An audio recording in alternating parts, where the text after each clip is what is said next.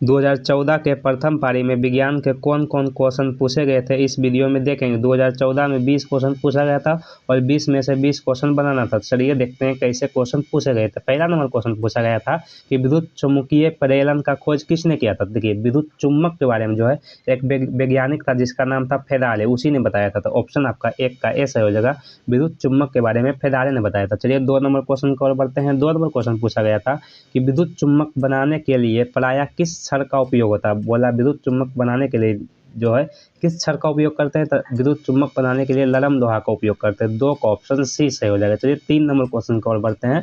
3 number question कह रहा है कि मुकुलन द्वारा प्रजनन किस में होता है। तो मुकुलन द्वारा जो प्रजनन होता है वो ईस्ट में होता है। तो 3 का ऑप्शन बी सही हो जाएगा, मुकुलन द्वारा प्रजनन ईस्ट में होता है। चलिए 4 नंबर क्वेश्चन की ओर बढ़ते हैं। 4 नंबर क्वेश्चन कह रहा है कि पुष्पी पौधों में लैंगिक जनन किसके द्वारा होता था। पुष्पी पौधों में जो है लैंगिक जनन जो है फूल के द्वारा होता है। 4 का ऑप्शन जो है आपका सी सही हो जाएगा। चलिए 5 नंबर क्वेश्चन की ओर बढ़ते हैं। 5 नंबर क्वेश्चन कह रहा है कि कौन सा अधातु कमरे के ताप पर द्रव अवस्था में होता है। तो कमरे के ताप पर द्रव अवस्था में ब्रोमीन होता है। कौन? ब्रोमीन जो है ये कमरे के ताप पर द्रव अवस्था में होता है। 5 का ऑप्शन जो है ए सही हो जाएगा। अगर पूछे कौन सा धातु, तो बोलिएगा पारा। ये कौन सा धातु कमरे के ताप पर द्रव अवस्था में होता है, पारा। और कौन अधातु, तो बोलिएगा ब्रोमीन। चलिए 6 नंबर क्वेश्चन की ओर बढ़ते हैं। 6 नंबर क्वेश्चन कह रहा है कि सीसा और टीन के मिश्र धातु को क्या कहते हैं। बोला सीसा और टीन के मिलने से क्या बनता है, तो सोरदल बनता है। 6 का ऑप्शन ए सही हो जाएगा, सीसा और टीन के मिलने से सोरदल बनता है। चलिए 7 नंबर क्वेश्चन की ओर बढ़ते हैं।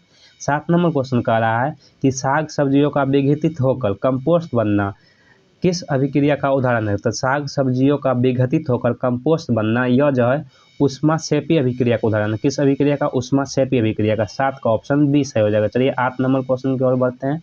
8 नंबर क्वेश्चन कह रहा है कि कवक में पोषण की कौन सी विधि होती है। तो कवक जो है जो मरा हुआ चीज होता है उससे अपना भोजन ग्रहण करता है। तो मृतजीवी पोषण होता है कवक में। तो 8 का ऑप्शन बी सही हो जाएगा। चलिए 9 नंबर क्वेश्चन की ओर बढ़ते हैं। 9 नंबर क्वेश्चन कह रहा है कि मानव में डायलिसिस थैली है। तो मानव में डायलिसिस थैली जो है नेफ्रॉन को कहा गया है।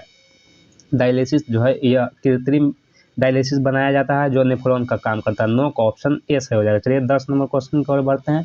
10 नंबर क्वेश्चन कह रहा है कि निम्नलिखित में से कौन जैविक प्रक्रम द्वारा अपघटित होने वाला पदार्थ है। ऑप्शन देखिए, पहला ऑप्शन है कि सूखे घास के पत्ते, पॉलीथीन, तीसरा है लवण और चौथा है प्लास्टिक का बोतल। देखिए जैविक अपघटन, अपघटन मतलब आप कोई पदार्थ को प्राकृतिक में छोड़ दीजिए वो अपने आप गल के सड़ जाएगा। तो यह लवण नहीं सड़ता है और प्लास्टिक भी नहीं सड़ता और पॉलीथीन भी नहीं सड़ता। सूखे घास के पत्ते जो है ऑप्शन आपका हो जाएगा ये सही हो जाएगा 10 का। चलिए 11 नंबर क्वेश्चन की ओर बढ़ते हैं। 11 नंबर क्वेश्चन कर रहा है कि निम्नलिखित में से किसे आप उपभोक्ता की श्रेणी में रखेंगे। देखिए जो दूसरे को खाता है उसे बोलते हैं उपभोक्ता। तो यह हरे पौधे किसी को खाता नहीं है और नील हरित सेवाई भी किसी को नहीं खाता है, फूल पत्ते भी किसी को नहीं खाता है। तो जंगली जानवर ऑप्शन आपका 11 का सी सही हो जाएगा। चलिए 12 नंबर क्वेश्चन की ओर बढ़ते हैं। 12 नंबर क्वेश्चन कर रहा है कि ऑक्सीजन के 2 परमाणुओं के बीच कितने आवन पाया जाता है। देखिए ऑक्सीजन का परमाणु संख्या जो होता है वो 8 होता है। तो इलेक्ट्रॉनिक विन्यास कीजिएगा तो 2 और 6, 2 और 6। तो यह जो है 2-2 इलेक्ट्रॉन को साझा करके अपना अष्टक पूरा करता है। तो ऑक्सीजन के 2 परमाणुओं के बीच 2 आमंद होते हैं। 12 का ऑप्शन बी सही हो जाएगा। चलिए 13 नंबर क्वेश्चन की ओर बढ़ते हैं। 13 नंबर क्वेश्चन कह रहा है कि हमारे घरों में जो विद्युत आपूर्ति की जाती है वह होता है। तो हमारे घरों में जो विद्युत आता है वो 220 वोल्ट पर जो है पर्यावर्ती धारा आता है। एसी करंट 220 वोल्ट पर पर्यावर्ती धारा। तो ऑप्शन आपका 13 का जो है सी सही हो जाएगा, 220 वोल्ट पर पर्यावर्ती धारा।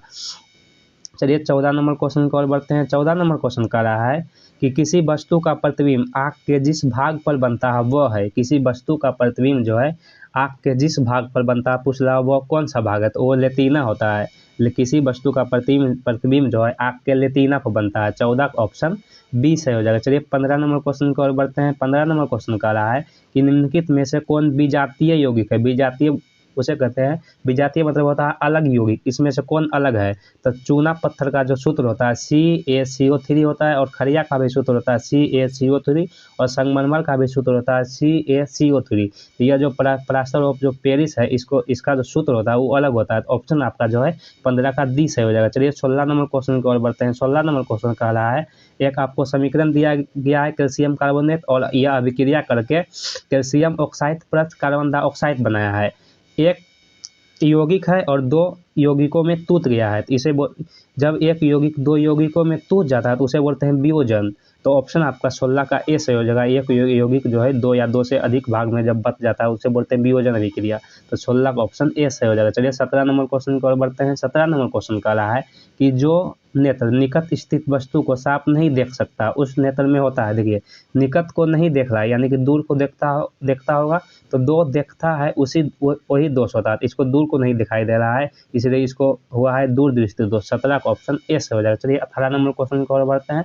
18 नंबर क्वेश्चन कह रहा है कि एक स्वस्थ आँख के लिए दूर बिंदु है, तो एक स्वस्थ आँख जो है अनंत तक देख सकता है। ऑप्शन आपका जो है 18 का डी सही हो जाएगा। एक बढ़िया आँख जो है बहुत दूर तक देख सकता है। 18 का ऑप्शन डी सही हो जाएगा। चलिए 19 नंबर क्वेश्चन की ओर बढ़ते हैं। 19 नंबर क्वेश्चन कह रहा है कि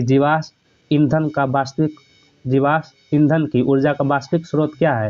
तो जीवाश्म ईंधन का जो ऊर्जा का वास्तविक स्रोत जो है सूर्य को कहा गया है। तो ऑप्शन आपको 19 का सी से हो जाएगा। चलिए 20 नंबर क्वेश्चन की ओर बढ़ते हैं। 20 नंबर ये क्वेश्चन लास्ट है, कह रहा है कि निम्नलिखित में से किस पीएच का मान क्षारीय विलयन को दर्शाता है। देखिए क्षार का जो पीएच मान होता है वो 7 से अधिक होता है, तो इसमें 7 से अधिक कौन है, 13। तो ऑप्शन आपका 20 का जो है डी सही हो जाएगा। यही 20 क्वेश्चन 2014 में पूछे गए थे। मिलते हैं अगले वीडियो में, तब तक के लिए आप अपना ख्याल रखिए।